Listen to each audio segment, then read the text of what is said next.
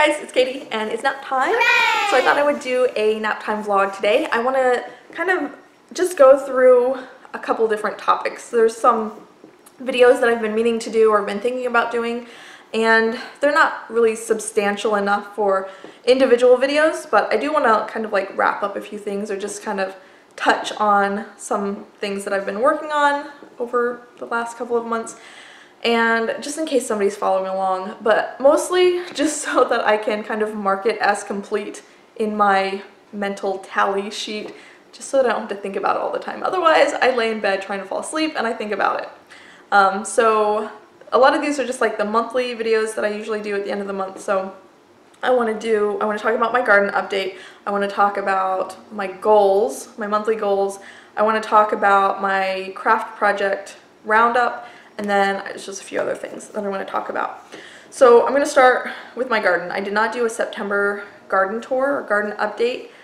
Basically, I just tore everything out of my garden, I guess, like the very beginning of September. Everything was drying up and I could have probably put some effort into it and kind of nursed some of the things back to health, but a lot of it was just done for the year anyway. So I pulled everything out. Right now there's a couple Swiss chard and a couple kale plants out there, and that's pretty much all there is. And I haven't put anything out there for like a fall garden.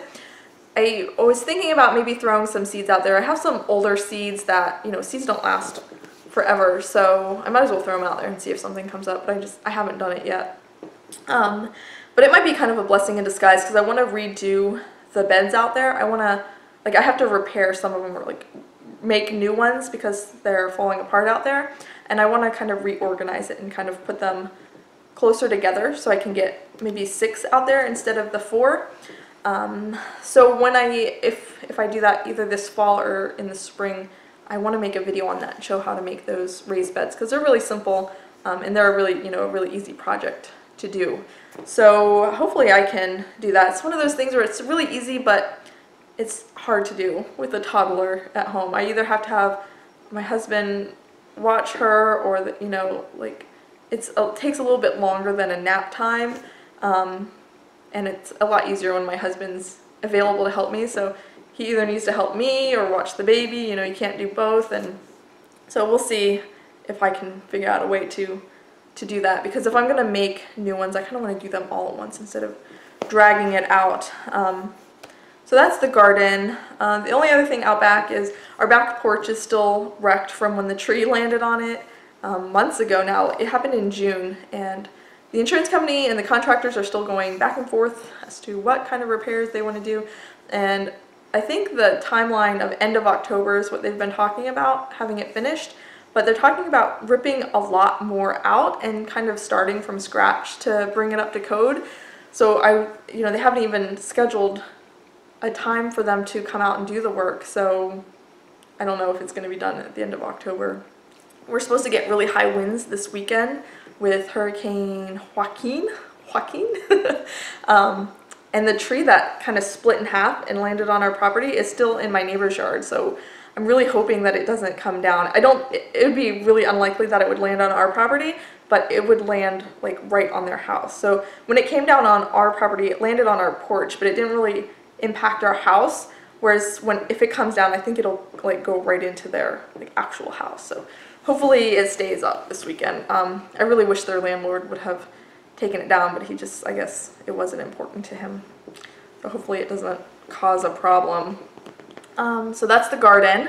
As far as my monthly goals, I had made a goal for September to walk.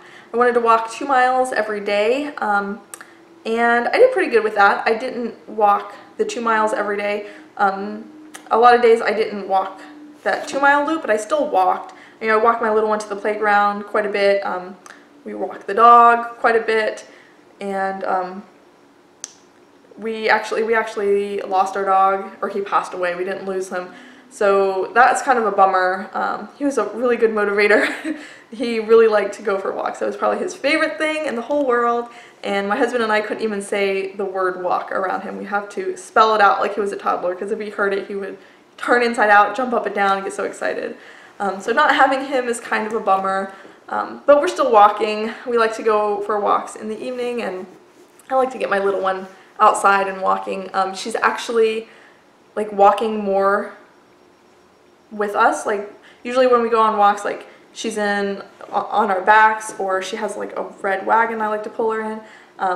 But lately she just wants to walk, and she'll walk like with us. And we actually walked nearly a mile. Like she's 2 years old and she walked a mile. And just once she wanted me to pick her up. I picked her up and walked like 10-20 feet, and then I put her down and she walked with me the rest of the way home. So that's kind of nice, because one of the big reasons why I couldn't walk the full 2 miles a lot of the days is because it would just wipe me out. I was hoping that if I did it more and more that I would like build up some stamina, but I've not done that yet. Like it would wipe me out. So I would walk 2 miles with her, and then the rest of the day I was just like wiped out, and I would be like yawning through dinner, and just it would make my evenings a little bit harder to get through. So that's one of the big reasons why it was harder to walk the 2 miles. But we still walked quite a bit, and I plan to continue walking through, you know, the rest of the months until, you know, unless it snows or something like that. But I think for October, I don't really have a specific goal in mind. I've done like 3 monthly goals in a row. So I did the clean kitchen at night challenge, and then I did crafting every day challenge, and then the walking every day challenge. So I think for October, I'm just gonna kind of regroup and do all 3 of those a little bit better, like do at least 2 of the 3 every day or something. I don't know. But I don't have like a new goal to add on to it for October. I do think for October it would be the perfect month to plan ahead for the holiday season. I feel like October is like close enough to like Thanksgiving and Christmas that it's not so abstract. When you make plans, you can actually make concrete plans, but it's still far enough away that it's not going to make you crazy. So like if you were making gifts, like hand making gifts, or even just like setting aside money, or planning, you know, your trips or your, you know, travel arrangements or something like that, doing it in October, I think that would be a really good thing for you to do this month. Not you, but, you know, a person could do this month. But if you have any goals for October, I'd like to hear about them. I get very motivated hearing other people's goals. Like, even if they're not something that I would ever do for myself, I know just making, like the act of making a goal is kind of an accomplishment in itself. So that's my goals, or my lack thereof, I guess. So garden goals, and then my project roundup. So let's see, this month I made a couple soaps. I made a pillowcase, like I sewed a pillowcase for my niece. My sister-in-law had bought some Paw Patrol fabric, so I just sewed like a bed pillowcase, just a rectangle, very simple pillowcase for her birthday. And oh, I started to crochet a baby blanket. I went to a group at my church, and everybody's crocheting or knitting baby items to donate. So I worked on this baby Afghan, and I did like 6 inches while we were sitting around talking, and I realized I screwed up, and I was so distracted talking that I didn't realize it, so I have to pull everything out. But yeah, so I did the soaps, the baby blanket that's not gonna work, and the pillowcase. And the soaps, I showed the coffee soap. I made a video on how I made that. And then the other soap I made was with cocoa powder, and I made a video on that. I haven't finished editing it really. Like, it's kind of hard to edit the soap making videos, because I don't want to present the information as if I'm teaching you how to make it, or that I'm an authority figure, or that I can even answer any of your questions. So I want to kind of present it more as like, hey, hang out with me in my kitchen while I make soap. And when I watch other soap making videos, I get that same sort of feeling, like, oh, hey, just hang out with me while I make soap, rather than here, let me teach you how to make soap. So when you have a video like that, it's a lot, I guess, more chitty-chatty, and just, I don't know, not very clear and concise, or straightforward or streamlined, which I like to cut a lot of me talking out of a lot of my videos, because otherwise they sound like this, and I say a lot, and I don't know what I'm saying, and I kind of go around in circles sometimes. So I don't know, I think I'm gonna just upload it the way that it is, and if you don't like those kind of videos, you can skip them.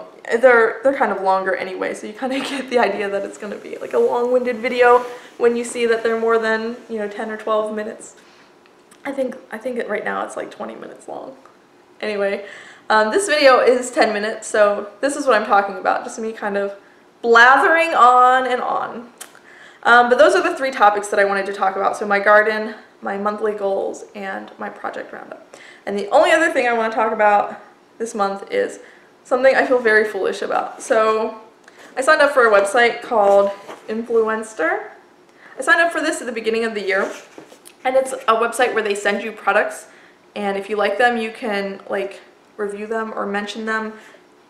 It's for people who have like either Twitter following or an Instagram following or a YouTube channel, or even just like a blog. And when I signed up, I felt a little conflicted about it because I have a very, very low tolerance for when I feel like people are selling me things. Like I get that sleazy used cars salesman vibe from people who are just like salesmen in general, like salespeople in general. I don't like it. Like I don't like subversive advertisement. I don't like subtle like product placement, things like that. I just get bad feelings about it. But on the other hand, if somebody really likes a product and it really helps their lives, like it really improves something, it makes something easier, it makes something more enjoyable, and they actually genuinely enjoy the product, I want to know about it, because there's a sea of products out there, like whether you're talking about food products or, you know, health and beauty products or like cars even, or just all these different things.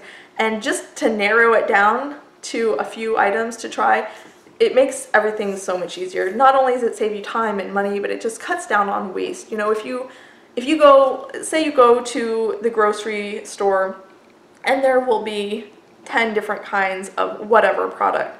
You could try all 10 of those, and the ones that don't work you have to throw away and waste that product and waste that money. But if you could kind of like narrow it down to just a few, that's what I'm talking about. Like I feel like that is very valuable. And I feel like if you watch somebody's videos or if you follow, you know, whoever on social media, or even if it's a close friend or something, you know if what they feel lines up with what you feel. So I take recommendations from my friends and my family and even strangers on the internet that I know a little bit about them. I take it to heart because I feel like it's very valuable, and it takes a lot of the bird dogging off of my shoulders to find a product that might work for me. So anyways, I signed up for this site mainly because they were making it seem like there would be a bunch of different kinds of products, and that they would pick products that would I guess reflect what you're trying to portray on your YouTube channel or whatever. And when I was first looking through it, they made it seem like there was going to be a lot of food products and like healthy food products and vegan snacks and gluten-free snacks and dairy-free snacks. And I thought it would be perfect for my channel, especially since I do dairy-free reviews. Those are the sort of things that they're expensive, and a lot of times they're either really good or just disgusting dog food, you know? So I thought if I could sign up for the site and they could send me these products, if I like them, I could review them. And the site is really great. You know, they don't expect you to give any certain information out. Like they don't say you have to say this or say you have to that. And you don't even have to review the item if you don't actually like it.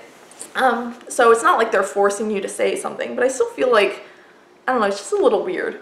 So anyway, that's a long explanation.